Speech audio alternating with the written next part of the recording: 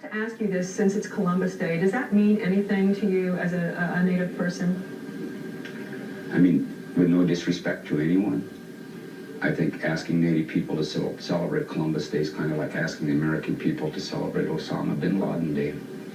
And I actually think that terrorism arrived on this hemisphere with Columbus, because for us as Native people, the experience that we had was, you know, I mean, how did my land become somebody else's country?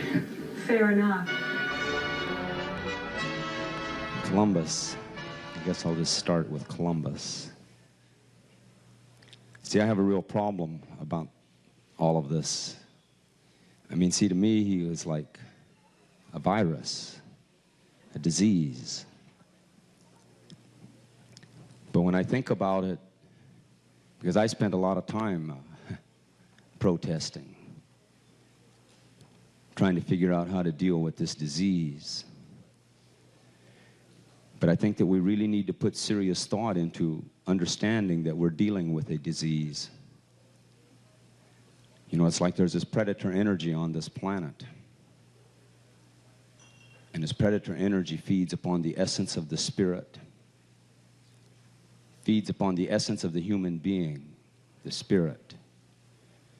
Now, this predator energy can take fossil fuel and other resources out of the earth, turn it into fuel to run a machine system. But in order for there to be a need for that system, and in order for that system to work, they have to mine our minds to get at the essence of our spirit. And the same way the external mining takes place, it pollutes. We see now, people understand how it poisons the environment, the water, the air, pollution. The mining of the essence, the mining of the spirit, mining our minds, the pollution from that is all of the neurotic, distorted, insecure behavior patterns that we develop.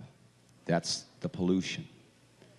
Because in order for this predatory system, this disease, to work, we must not be able to use our minds in a clear, coherent manner.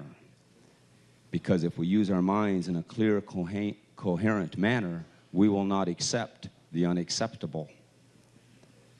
But it's a disease, lives and travels through the mind, through the generations.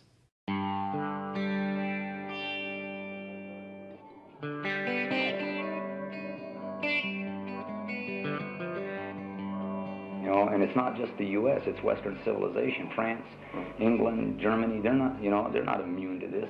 They're just as, in their technologic, civilized mindset, they're just as dangerous as the U.S. They're the parents of the Americans.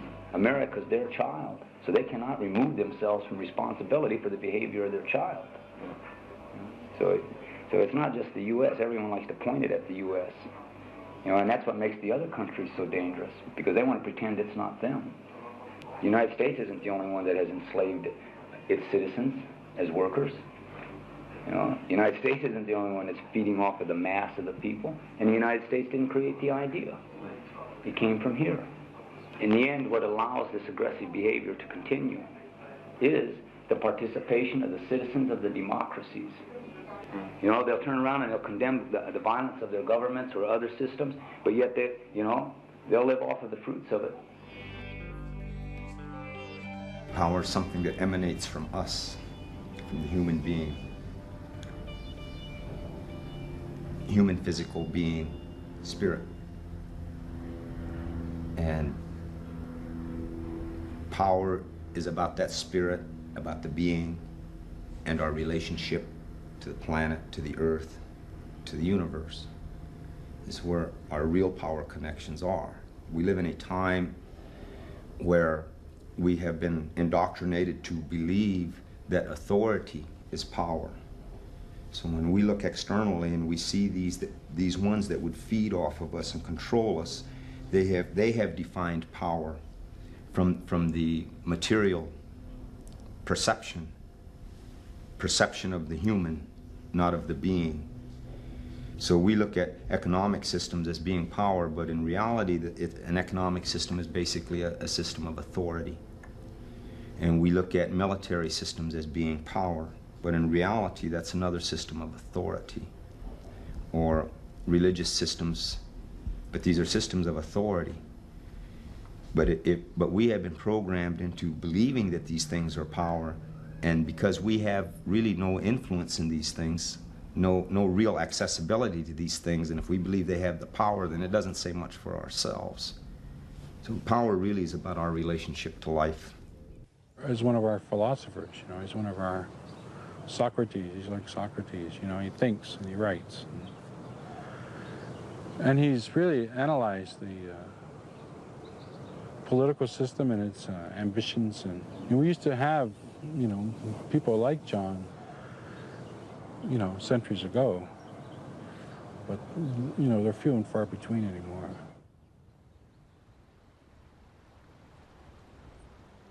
The rains of purification, gently flooding. Memories fill my reason. Laughing shadows from yesterday, weeping to wash the spirit. Continue to struggle, resist. Be one with the purification rains. The words, creation's breath of love. Reminders of power. Committed service for the earth. A people oppressed by the insecurity of the technologic exploiter.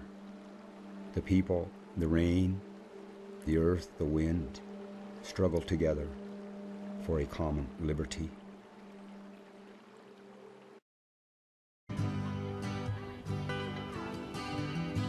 We are all children of Earth. Kids, moms, dads, aunts, uncles, grandmothers, grandfathers. We are all children of Earth. The Earth is our mother. Mother Earth is for all of us. Earth is a living entity. It is not in man's destiny to destroy the earth. That's arrogance. What it is man's destiny to do is destroy civilized man's ability to live with the earth.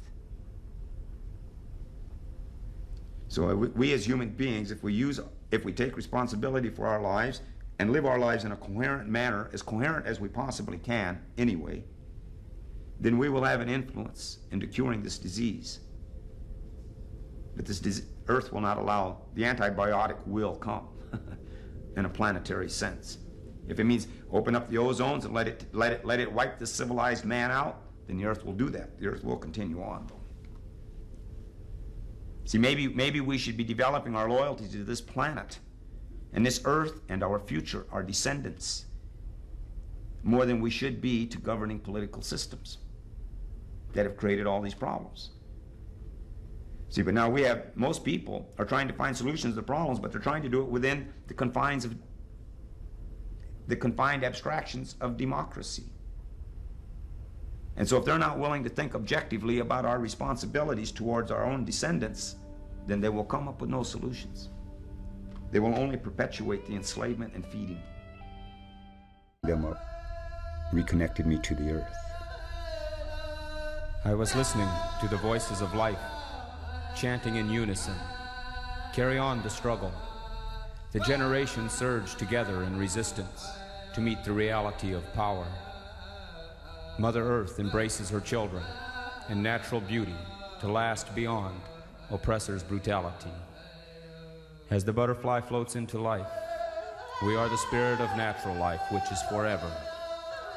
The power of understanding, real connections to spirit, is meaning our resistance, our struggle, is not sacrifice lost. It is natural energy, properly used. Remember the people. Remember sky and earth. Remember the people have always struggled to live in harmony, in peace. Struggle against selfishness and weakness so the people may live as nations. The old ways are hard. The people have always had to work together. Remember, impatient one, remember and live. Do not be afraid of truth. Respect, discipline, share your life so the people may live. Honor sky and earth. Honor yourself. Honor your relations. Remember, impatient one, the gentleness of time. Grandmother Moon, we love you. We pray for you, for us, and for the invader who just can't comprehend respect, love, or the balance of life. We do not join the invading madness. From the way they act, it speaks of spirit sadness. Machine money progress is the cause of our common abuse. We see you, grandmother. We feel you. We love you. We know through your reality we will endure. We are one. We pray for you. We pray to you.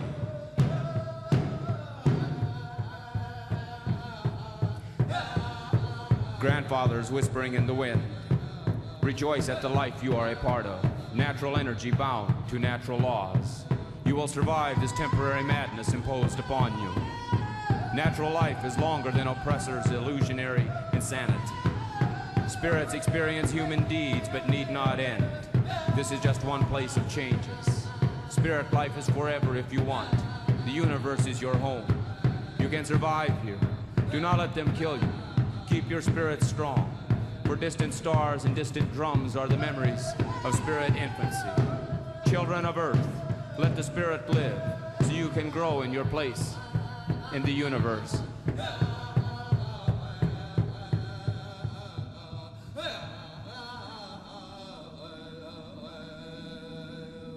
The ones who knew me, I would like to thank you for putting up with what I never could. It seems the extremes were more than I could bear. Your patience taught me so much. Too many times I learned too slow. At times the understandings were beaten down by insecurity. Your acceptance really was something. The times I hurt myself, bringing it all down on you, you reached out with love and tolerance. You were always there when I needed. You steadied me gently, carrying me into each new day, changing names, changing faces, supporting me, keeping me going.